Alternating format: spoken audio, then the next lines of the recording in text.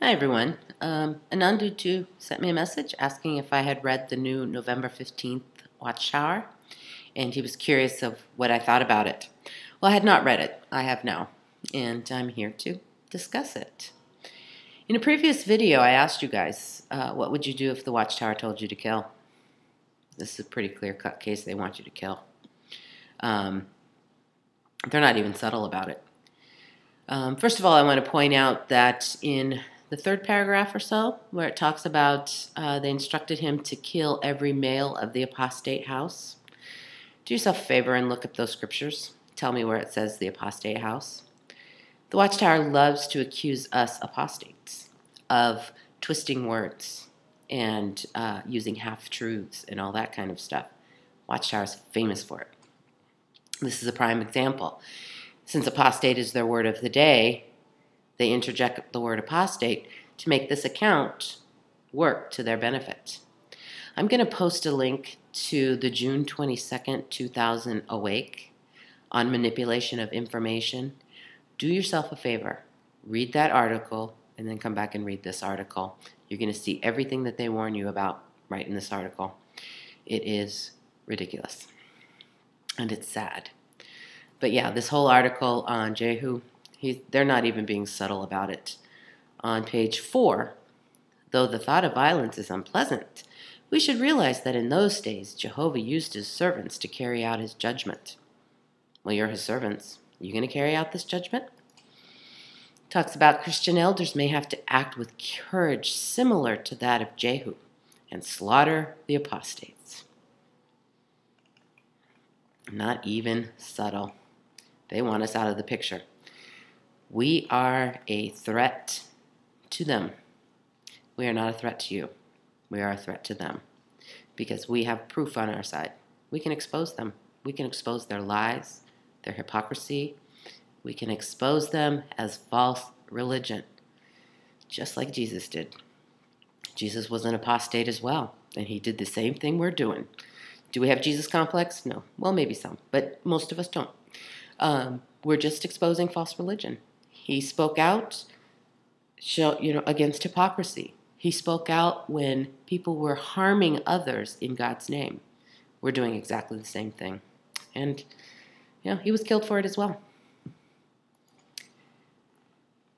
But before you start making your plans to go kill, because that is what they're suggesting, you better read the fine print. They cover their butts pretty well. So they have this whole article, kill, kill, kill, kill the apostates. Kill them until they are dead. And it's all about how much they long for the good old days of the Old Testament when they could just stone us and be done with it. But they do cover their butt. On page 4, little blurb. Today, no servant of Jehovah uses physical force against opponents of pure worship. So whole article, kill, kill, kill. Little blurb. But we don't really mean it. So in case you do it, no, we never told them to. Also, you'll notice that they point out that Jehu lost Jehovah's blessing.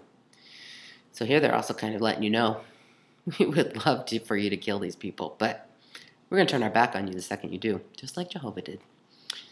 So make sure you read all the fine print.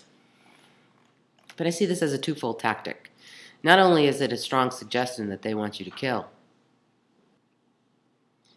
but this is a great fear tactic as well. They're making it very clear that anybody that leaves the organization is worthy of death. Anybody that leaves the organization goes on the kill list. We want to kill you. So you better stay in line, and you better do what we say, or you're going to end up on that kill list. It's a pretty strong fear tactic. It's a controlling by fear. And so how do you stay off the kill list? They're going to tell you in the very next article. Do not lean upon your own understanding. Now, they equate themselves with Jehovah. So you can interchange Jehovah and the governing body freely. So the way I read this, because they equate themselves with Jehovah. Trust in the governing body with all your heart and do not lean upon your own understanding. And this whole article is about keeping you down, keeping you ignorant, keeping you suffering, keeping you down. There's a great line. Personal ability and success can also cause a person to be self-reliant. So whatever you do, don't have any strengths, don't have any personal abilities, don't have any success, don't have anything good in your life, because it's just going to get in our way of keeping you multiple and pliable and buying our crap. Keep you down, keep you down, keep you down. It's really sad. Then they go on to talk about how all of your decisions in life should not bring reproach upon Jehovah's name. This is not about bringing reproach upon Jehovah's name. I don't know any apostate that's bringing reproach on Jehovah's name. We're bringing reproach on the governing body's name because we're exposing them as false religion. We're exposing them as false teachers. We're exposing them as blatant liars. We're exposing the organization as false religion, just like Jesus did. This has nothing to do with Jehovah. So we're not bringing any kind of reproach against Jehovah. We're not even out to get you. We're out to stop the governing body because they're hurting you. And that's the truth of the matter. They're hurting you in the name of God. Yeah. It's all about, can you keep Jehovah and his purpose in mind? It's all about making the governing body look good. Keeping the governing body look good.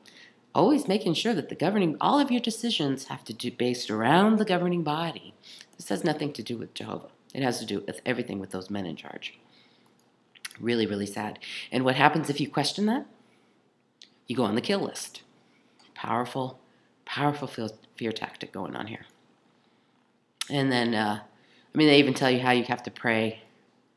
So you'll get where you're questioning your prayers.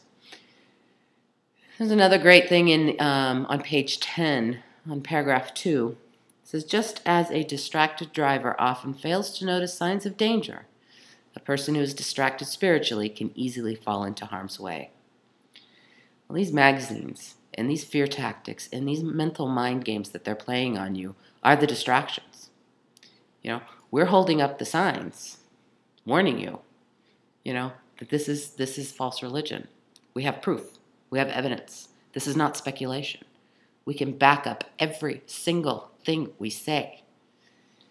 And they're keeping you so distracted by fear and all these little mind games that they're playing on you that you're missing the signs. You won't even look at them. So I found that a little ironic. One thing, though, that did crack me up was page 16, temporary residence in a wicked world. And they go on to explain how the Watchtower is no part of this world. How they can write that with a straight face, I don't even know. How can you read it with a straight face? I couldn't read it with a straight face. I was cracking up the whole time I was reading it. Just how blatant they are. They're going to lie to your face.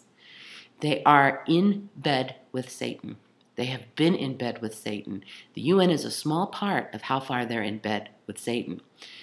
But even though they're not part of the American UN anymore because they got caught, they are still part of the European UN. There's a big meeting happening in Poland later this next week, and they're right in the middle of it.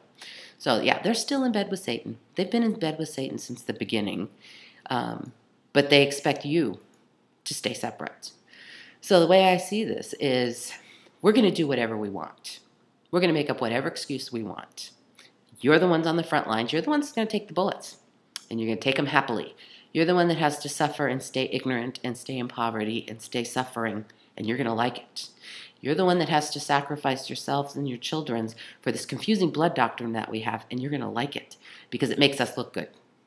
It makes us look like we're the true religion still. But we're going to do whatever we want, and you're going to buy whatever lame excuse we give you. Otherwise, we're going to put you on that kill list. How reasonable is that? But that's exactly what they're saying. And then I love how they always throw in John 15:19, because you're no part of the world will hate you.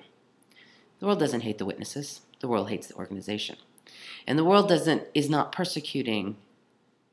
This is not persecution. They have criminal cases coming up. They're in trouble. They can no longer hide their sins. Everything is out in the open, and they're being held accountable. But they're covering their butts here by saying this is Satan's world, and we're going to be persecuted. So when all these news reports come out about this criminal case, and when all these news reports come out about the other countries having issues with these Watchtower articles as violating religious hate speech, they can claim persecution. Oh, it's just Satan. Satan's being so mean. He's being such a bully. It's not persecution. It's called owning up to your responsibilities. Any more than if you saw somebody kill somebody else. To call them a murderer is not persecution. Calling them on the deeds they have done is not persecution. This has nothing to do with religious persecution. This has to do with their false prophecies. This has to do with the blood that they have on their heads. This has to do with the harm they're continuing to cause people. This has to do with them being false religion. You know, the Watchtower is so quick to point out other people as being false religion, but the second you point the finger at them, it's persecution. Oh, Satan, Satan, Satan. They're in trouble. And this is really, really sad. You know, do yourself a favor. Read the article that I'm going to link below. Learn a little bit about logical fallacies. Take a look at some of the signs we're giving you. It's not speculation on our part.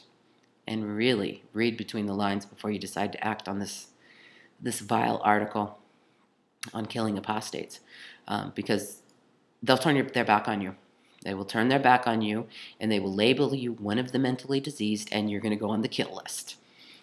So I just don't know what else to say. This is really, really a sad and frightening article. And again, I'm not scared for myself. I'm scared for you, because they're tightening their control, and somebody's going to snap.